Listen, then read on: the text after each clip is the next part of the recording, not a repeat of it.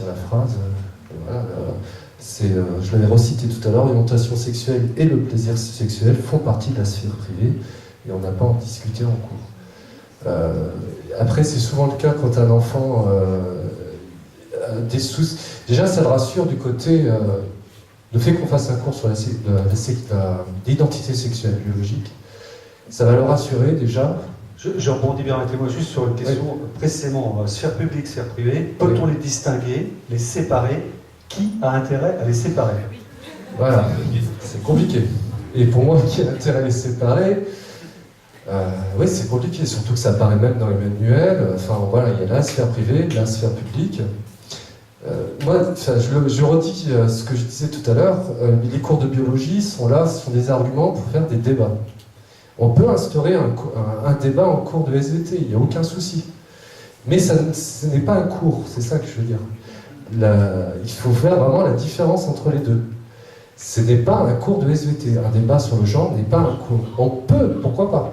Le professeur de SVT peut animer un débat sur le genre. Mais ça ne sera pas un cours.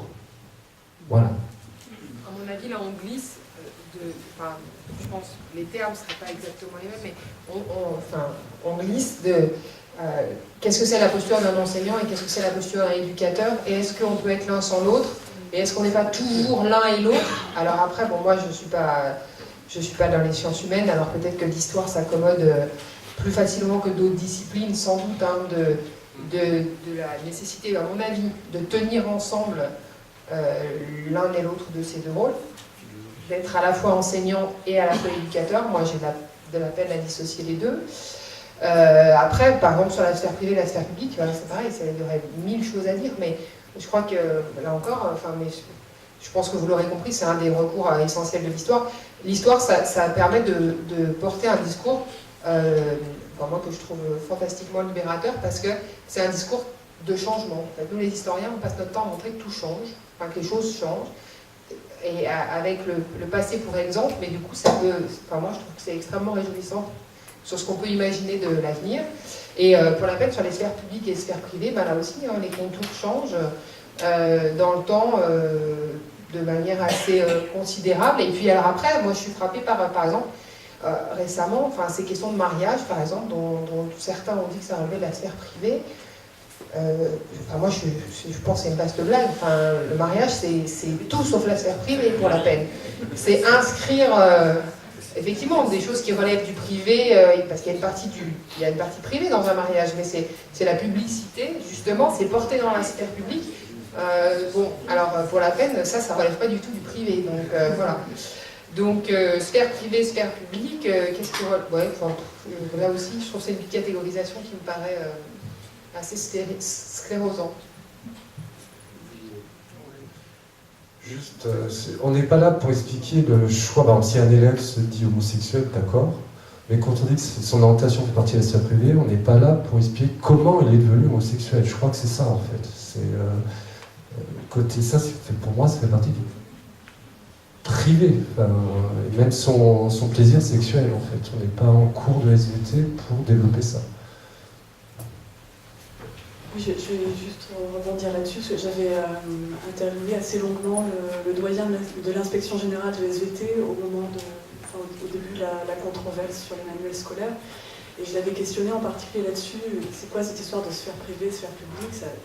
Comme elle le disait, ça n'a pas de sens en fait. Et donc ce qu'il m'a expliqué, alors je ne sais pas si c'est vrai, mais en tout cas, il m'a dit en fait, on a mal formulé les choses, c'était assez maladroit. Mais l'idée qu'on voulait faire passer, c'est que effectivement l'orientation sexuelle des élèves relevait de leur intimité et n'avait pas à être discutée en classe. Voilà, c'est comme ça qu'il avait... il n'y avait pas de comité obligatoire. Voilà, c'est ça. Moi j'avais envie d'ajouter un mot sur, pas l'école mais l'église, sur la question de l'homosexualité. Je crois qu'il y a quand même... encore un très gros boulot à faire du côté des pasteurs, pour l'accueil des personnes homosexuelles. Je trouve qu'il y a encore énormément de travail. Alors, moi, je constate une hétérogénéité de l'accueil. Je veux dire, quand un jeune ou un moins jeune se rend compte de ses préférences, bon, je ne parle pas de la famille, hein, là je parle de la famille domestique qu'est l'Église. Hein, donc je ne suis pas sûr que tous les prêtres, à l'heure actuelle, soient équipés, je veux dire en termes de formation humaine, spirituelle, théologique, soient équipés pour écouter un jeune qui se confie à lui comme adulte et qui a envie, enfin, qui éprouve le besoin de lui parler de ça. Je ne suis pas sûr. Alors du coup, je trouve que c'est très inégalement réparti et c'est même très préoccupant. Alors je ne sais pas si c'est vrai, si un jeune en parle à son médecin généraliste, etc., s'il sera forcément mieux équipé, ou voire un psychiatre, je ne sais pas, voilà. Mais en tout cas chez les prêtres, c'est très très inégal. Du coup, souvent on oriente vers les associations, parce qu'au moins là, on sait qu'il y a des gens qui sont personnellement ou dans leur entourage proche concernés, donc qui ont réfléchi là-dessus, qui ont... voilà. Et du point de vue de l'accueil lambda par un curé lambda, alors peut-être qu'il faut du coup choisir son curé, parce que, vous voyez, mais ça c'est pas toujours la bonne idée, hein, parce que normalement, on ne fait pas plutôt ça, on va plutôt vers la paroisse de... Alors je sais bien que les paroisses d'élection, c'est la mode, mais voilà. En tout cas, je pense qu'il y a une... Les futurs curés choisissent aussi leur séminaire maintenant, si j'ai bien compris. Ah oui, mais ça, c'est là aussi dans l'histoire, c'est pas tout à fait nouveau, hein, en fait. Mais voilà. Et donc là, je pense qu'il y a vraiment une inégalité de formation. On a trop souvent la tendance à rabattre la chose tout de suite, non pas sur l'identité homosexuelle, mais sur l'acte. Hein, voilà. Et donc à emprisonner l'écoute du côté de l'évaluation morale tout de suite. Ça, c'est pas libérant pour la personne, c'est pas comme ça qu'on va aider. Voilà. Alors je dis pas que, faut surtout pas que les prêtres jouent aux psychanalystes, parce que là c'est catastrophique, mais en tout cas une forme d'écoute, d'humanité simple, bienveillante, sans jugement, est toujours. Mais voilà, des inquiétudes sur quand même la formation, ça suppose aussi quelle formation humaine profonde reçoit-on dans les séminaires sur ces questions-là, humaines et théologiques. Je dis ça parce que dans les années qu'évoquait Anthony, etc.,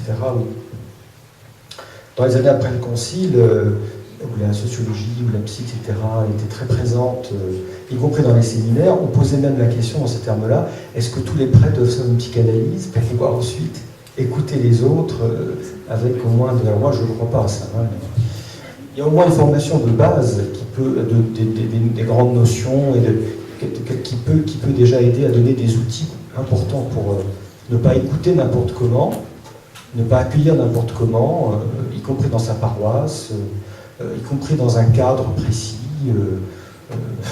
un local, etc. Ne pas conseiller n'importe quoi, n'importe comment. Enfin, voilà. Claude, vous avez une question, et après, s'il vous plaît, c'est pas une question, c'est la question à deux personnes. D'accord. C'est juste un petit témoignage par rapport à ce qui se vit, pas globalement dans tous les établissements catholiques d'enseignement, mais au moins, parce qu'ils sont très hétérogènes, mais au moins dans un certain nombre, il y a un cadre où l'on peut faire émerger ces questions. C'est le cadre de la dimension pastorale. Alors, c'est un grand mot, mais je dirais la dimension du prendre soin de tous les élèves. Et en fait, rien qu'ici, dans cet établissement, il y a eu pendant au moins 10 ans, je ne sais pas si ça existe encore, ce qu'on appelle des semaines à thème, des semaines vivre ensemble avec nos différences, et où on passait en revue toutes les différences culturelles, sociales, physiques, différences d'orientation sexuelle. Voilà, donc il y a ce cadre-là, au moins dans des établissements catholiques d'enseignement. Deuxième point, vous me posez aussi la question comment des jeunes ou des parents qui ont, enfin des enfants qui sont élevés dans un couple de même sexe sont accueillis. Je peux dire que globalement, c'est comme l'enseignement public, c'est quand même très très bien accueilli. Enfin, il n'y a pas de rejet. Hein. J'ai plein d'exemples ici dans les établissements scolaires, même tenus par des religieux, des religieuses, où en général ça se passe très bien. Donc il y avait deux questions.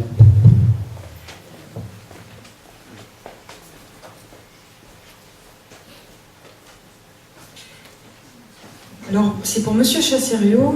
Je rebondis juste sur votre expression quand vous dites on n'est pas là pour parler du choix de l'élève à propos de son orientation sexuelle. Ça me pose question, ce terme de choix. Je suis pas sûre qu'on choisisse d'être homosexuel ou hétérosexuel. Donc, si c'était possible d'éclairer, sachant que Monsieur Lemoine, ce matin, a aussi un peu parlé de ça. Vous avez aussi parlé du choix de l'orientation sexuelle à un moment, ce qui m'a beaucoup étonnée, parce que, enfin, c'est peut-être, j'ai mal entendu, mal compris. Alors, on a une question à suivre, comme ça, voilà, ça va pouvoir peut-être prolonger. Oui, en fait, c'est la même question, mais je pense qu'il faut qu'on soit tous attentifs. Vous aviez peut-être d'autres intentions en prenant ces expressions-là, mais moi, je voudrais juste souligner qu'il faut que nous soyons tous attentifs au glissement de vocabulaire. Parce que quand on dit orientation, on dit préférence. Quand on dit préférence, c'est qu'il y a un choix. S'il y a un choix, c'est qu'on a fait un choix. Bon, il y a là-dedans une sorte de simplification type loi naturelle qui me semble très dangereuse, parce que c'est aussi très naturel de voir que le soleil tourne autour de la Terre quand même. Je ne sais pas pourquoi il y a des gens qui pensent autrement. Alors, je vous remercie pour cette question qui n'en est pas une, mais qui est plutôt une interpellation. Bon, pour être très clair, moi je récuse l'expression choix sexuel, parce qu'un choix sexuel, c'est exactement ce qu'on ne choisit pas. C'est-à-dire que pour l'homosexualité, en tout cas, moi, mon point de vue, c'est que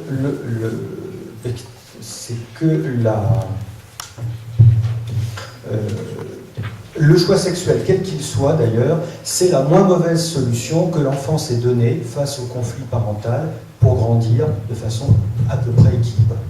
Et donc, c'est pas exactement un choix, mais je suis d'accord avec vous, c'est les deux questions vont dans le même sens. L'expression choix sexuel, malheureusement, a été banalisée, comme si on choisissait, comme si c'était de l'ordre d'une liberté. Le théologien dirait une liberté responsable, mature, un acte humain qui tombe sous le coup d'évaluation morale. C'est pas du tout ça. Hein. J'ai repris ce matin, en effet, j'ai prononcé l'expression choix sexuel, j'ai fait ça, on dit à guillemets.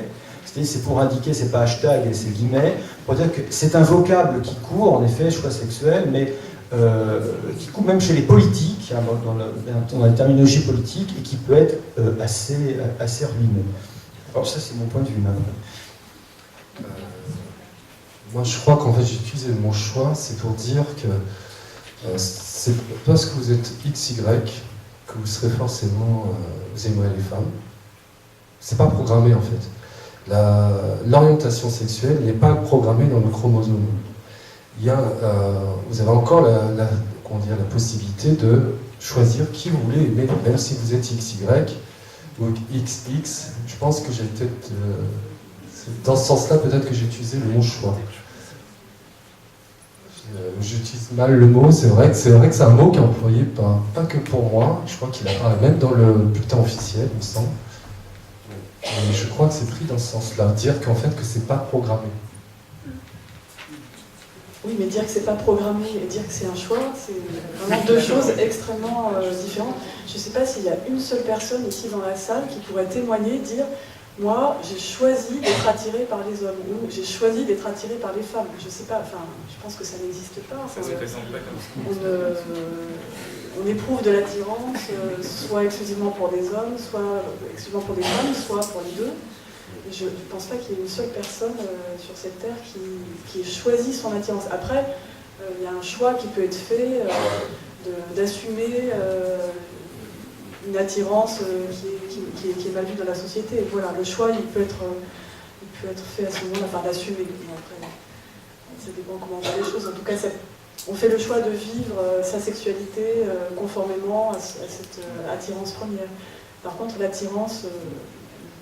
je ne sais pas, hein, si quelqu'un dans la salle, ça m'intéresserait de témoigner qu'il a choisi, ça, vraiment... Oui. Alors moi, je ne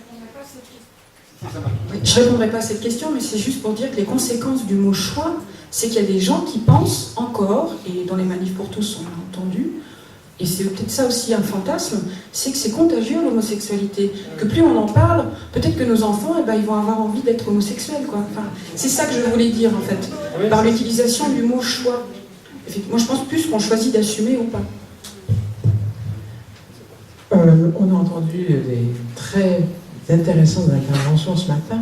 Maintenant, ma question, moi, c'est quel langage utiliser pour dépassionner un débat concernant cette théorie du genre quand on est dans la famille de deux positions différentes, à savoir CCBF, en gros, je caricature peut-être, et je caricaturerai encore END, Manif pour tous. Il faut aller à Lourdes.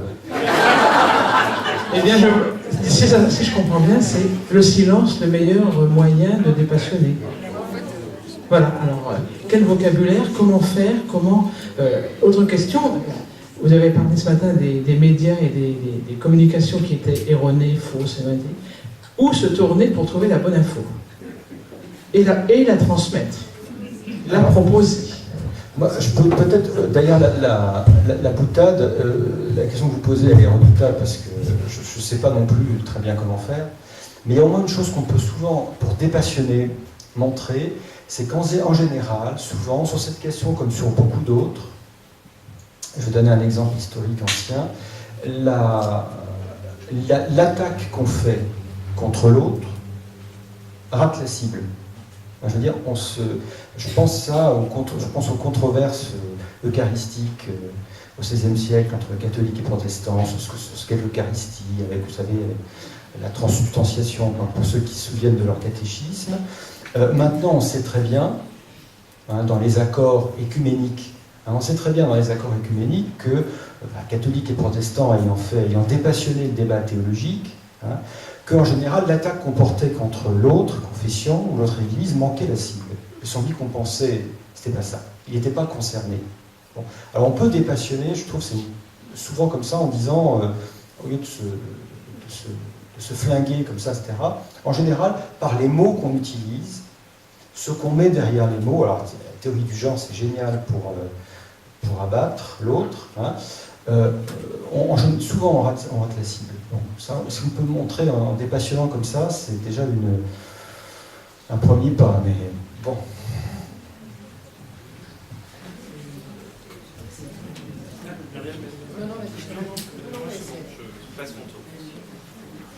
J'ai l'impression que en fait, Madame se prépare aux fêtes de fin d'année, au repas de famille. C'est ça, en fait. Surtout qu'en fait, on est souvent des bons clients, en fait, quand on défend une cause. C'est vrai que, je pense qu'on part tous d'expérience, là. Moi, on me faisait souvent grimper sur la table assez facilement en me cherchant sur ce terrain-là. Ouais, moi, je crois qu'il faudrait réexpliciter de manière très précise les choses, redire des choses que je crois que vous avez bien outillées là, ce que disait Anthony tout à l'heure par rapport à la traduction impropre du terme anglais, anglophone de theory. Donc, dans notre tradition française, c'est pas la même chose. Ça ne veut pas dire la même chose, qu'on voit bien comment c'est marrant parce que c'est le même cheminement qu'avec l'affirmative action, une fois traduite en français, qui devient discrimination positive. Le terme de théorie se connote également négativement quand il passe en français. Donc voilà, être précis sur les termes qu'on utilise, et puis, mais ça c'est parce que je suis peut-être pédagogue jusqu'au bout des ongles, réexpliquer 1000 fois. Après, sans vouloir être pessimiste quant à vos fêtes de fin d'année, je crois quand même qu'il y a certains terrains sur lesquels la discussion n'est simplement pas possible. Voilà, et donc dans ces cas-là, je recommande de prendre un apéritif supplémentaire. Voilà. Non, mais c'est pareil. Moi, souvent, du coup, au moment des débats, j'ai pas mal blogué et sur Internet, et je me suis aperçu que j'éprouvais le plaisir de la conversation avec des personnes avec lesquelles je n'étais pas d'accord. Et parfois plus qu'avec les personnes avec qui j'étais d'accord, parce qu'ils allaient me chercher dans mes retranchements. Et pour que ça marche, il faut un certain nombre de dispositions. C'est-à-dire que Pascal Jacob, je ne sais pas si vous le connaissez, il est le professeur à l'ICP, l'Institut... Non, enfin... ce qui est lié à la congrégation des frères de Saint-Jean, les petits Grégoire. IBC, c'est ça. Voilà. Il est professeur de philosophie thomiste, mais du thomisme de Léon XIII, qui n'a pas été mis à jour après Vatican II. Vous avez les 193 thèses à apprendre par cœur et tout ça. Et en même temps, je pense que ça a été constructif, mais c'était parce que c'était vraiment dans la rigueur du débat intellectuel, des échanges, tout ça. Donc ça peut pas être, parce que dans une conversation, on apporte ce qu'on est, et on l'apporte, donc du coup, il y a des choses qui nous dépassent. On ne veut pas perdre la face, on a de l'orgueil, on a de la volonté de puissance, on a des choses qui nous dépassent, donc du coup on s'emporte. Il suffit qu'on boive, je ne sais pas si c'est une bonne solution, mais donc du coup on part mal. Donc il faut savoir épurer ça, hein. Et puis il faut aussi qu'on arrive à vivre avec des opinions différentes. Mais des clivages politiques dans ce pays, il y en a depuis longtemps, depuis la Révolution. On a survécu à l'affaire Dreyfus, on a survécu à d'autres clivages qui nous ont profondément divisés. Je pense qu'on a quand même une tradition de l'expression publique en France qui nous permet d'assumer ça, même dans nos familles. On a toujours eu tonton de droite et tata de gauche, et le cousin instituteur syndicaliste, et l'autre qui était chef d'entreprise au MEDEF. On l'a vu, on l'a déjà vécu dans nos familles, les clivages. Mais là, on l'a revécu. Après, souvent, moi, être intervenu plusieurs fois dans des paroisses, dans des conférences, parler du genre, je me suis aperçu que le mot théorie du genre, mais ça, Laurent l'a bien dit, était tellement catalysateur de tant de choses que d'emblée, il piégeait le débat. Et du coup, on était pour ou contre. Et alors, en fait, je ne sais pas pourquoi on est pour ou contre. Donc, il faut reprendre la grande tradition de Descartes, des idées claires et distinctes. Il faut déjà séparer les niveaux de problème. Souvent, quand vous discutez avec les personnes, il y a plusieurs choses. Il y a à la fois quelle place publique et politique on accorde à l'homosexualité dans nos sociétés. Il y a comment on fait pour avoir des enfants avec ou non des techniques de procréation assistée. Il y a souvent la question de la transidentité qui est encore haute. Il y a souvent la question jusqu'où peut-on protéger les discriminations. Vous voyez, et faire des lots thématiques qui nous permettent d'avancer un peu rationnellement sur les choses. Moi, je dis ça, je dis, oulala, on va pas discuter d'emblée de la théorie du genre, hein, on va se forcer à discuter d'un plan précis. Tu veux qu'on parle de l'identité de genre telle que le protège le droit maintenant dans le Conseil de l'Europe, depuis la conférence de Jogjakarta, et que la Commission des droits de l'homme veut le mettre dans notre droit. Est-ce qu'on peut créer une discrimination de genre ? Ou tu veux me parler d'autre chose? Alors, est-ce qu'on peut renvoyer quelqu'un dans une entreprise parce qu'on le connaît comme un homme, du jour au lendemain, il arrive avec des vêtements de femme. Voilà. Donc du coup, là, aujourd'hui, le droit veut protéger la discrimination à l'identité de genre. Tu veux me parler de ça? Eh bien, parlons de ça. Est-ce que toi, tu estimes qu'on puisse renvoyer quelqu'un sur ces motifs-là? Et puis, on va pas parler d'autre chose. Et puis, la prochaine fois, on parlera d'homosexualité. Séquencer le débat. Et justement, c'est un bon exemple, le dialogue œcuménique qu'a pris Laurent. Parce que le dialogue œcuménique, il a marché, rappelez-vous, qu'au prix de décennies entières de réunions infructueuses et tout ça, où on a segmenté, rappelez-vous ce que font le groupe des Dombes, je ne sais pas s'il existe encore, mais vous lisez ces énormes tomes-là, ils prennent le temps, et le temps, et le temps d'y revenir. Alors bon, pour Noël, vous allez un peu tomber l'ambiance, mais voilà. Mais moi, je pense que c'est une des dispositions sociales qu'on apprend le moins, mais qui est la plus utile, et qui appartient à notre culture des Lumières en France, c'est celle de l'art de la discussion. Et l'art de la discussion, c'est ne pas être trop orgueilleux, parfois être capable de faire des concessions et d'avancer autrement, ou de botter en touche, ou de sauter la situation par l'humour. Moi, je me dis souvent ça. Après tout, pas chercher à être d'accord avec tout le monde, et puis comme ça. Mais moi aussi, je redoute toujours les fêtes de fin d'année pour ça. Et si je peux ajouter une vignette, j'allais dire une vignette clinique, je vis dans une communauté religieuse, nous sommes 50 à table, vous imaginez. C'est pas la famille papa, maman, enfant, c'est une famille, hein, on appelle ça une famille religieuse, c'est encore une autre. Alors ils sont tous professeurs, ils sont tous, on commence à discuter quand on a plusieurs doctorats, on arrive à discuter, n'est-ce pas? Les gens qui sont tous profs, etc., tous dirigeants des thèses, tout ceci, tout cela, bon, très bien. Donc des gens parfaitement matures, rationnels, au sens de l'altérité, de la pédagogie, la formation, de la transmission, des colloques, des exercices comme on fait aujourd'hui. On n'a pas parlé, à 5 ans, parce qu'on ne pouvait pas parler du mariage pour tous pendant la... On ne pouvait pas. Hein. On avait fait le choix tacite de ne pas en parler, Tacite n'était pas formulée, on n'a pas fait de chapitre autour de ça, mais on sentait bien qu'une conversation à table qui commençait à esquisser ce sujet, le repas partait en vrille très vite. Donc, et puis il y en a un jour qui s'est trouvé malin, il a décidé d'en parler un tout petit peu, à mots semi-couverts, voilà, plutôt sur la fin du débat d'ailleurs.